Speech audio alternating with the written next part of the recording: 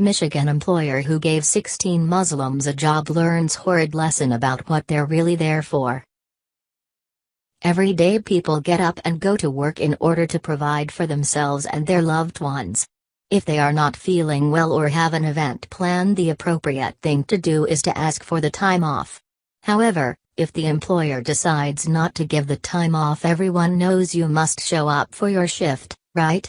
Well, all of this goes without saying for most responsible adults in the workforce, but not to 16 Muslims who did not show up for work and expected to still have their job. Welcome to America. Over the past several years, Muslim refugees and migrants have been entering America and other parts of the world at an alarming rate. These Muslims are coming to America and other places, not in search of a better life, but to invade from within. These Muslims then use our laws against us in what some people would judicial jihad. That is exactly what happened at the Michigan-based auto supply company Bros Jefferson. So, here is what happened. A group of Muslims requested to have their mealtime changed during their holiday of Ramadan. They asked their boss if they could change it from the standard 7 p.m. to 9 p.m. time in order to accommodate their religious beliefs regarding fasting. The company decided to deny their request, which of course set into motion a series of events that led to an ultimate showdown.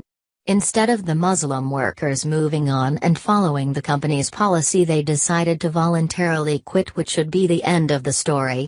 Oh, but here comes the moral of the story part of this article. The Muslim group has now filed a lawsuit against the company claiming they were forced to involuntarily resign, which begs the question if they weren't fired but rather decided to quit regardless of the reason. That's a voluntary action in which one has control over their actions.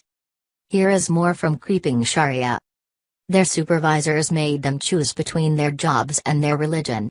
They chose their religion, Carrie McGahee, a co-founding partner of the Royal Oak-based law firm Pitt McGahee Palmers and Rivers retained by the group, said in a press release Wednesday. Reached for additional comment, McGahee quoted the production manager telling them, "If I do it for you, I have to do it for other religions." She said the affected workers, who all worked as machine operators, unsuccessfully tried to convince the manager and the human resources representatives to let them delay their daily meal break until 9 p.m. and that production would not suffer. They got up and handed in their work badges to the human resource manager and walked out, McGahee said. As they walked out, the production manager told them, "There's no turning back," the attorney said. 15 of the 16 individuals work as machine operators in cell stations and not on a production line, where they make door and latch systems. One person is a shift leader. They receive between $13.72 and $17 per hour. Some had worked at the Bros Jefferson plant, located at 25,295 Gunther, in the 10-mile Decatur Road area, for up 5 years. McGahee said there are other Muslims who work at the plant on the day shift, but they were not affected. The attorney said the 16 men who quit their jobs were mailed a letter dated June 9, informing them that their effective separation date with the firm was May 30 for walking off the job and job abandonment, and that their health insurance was terminated May 31. "I think they're first of all very hurt by how they were treated and how they were disrespected, and also hurt because they are loyal employees and hard workers, and to be treated that way has caused a lot of bad feelings," McGahee said.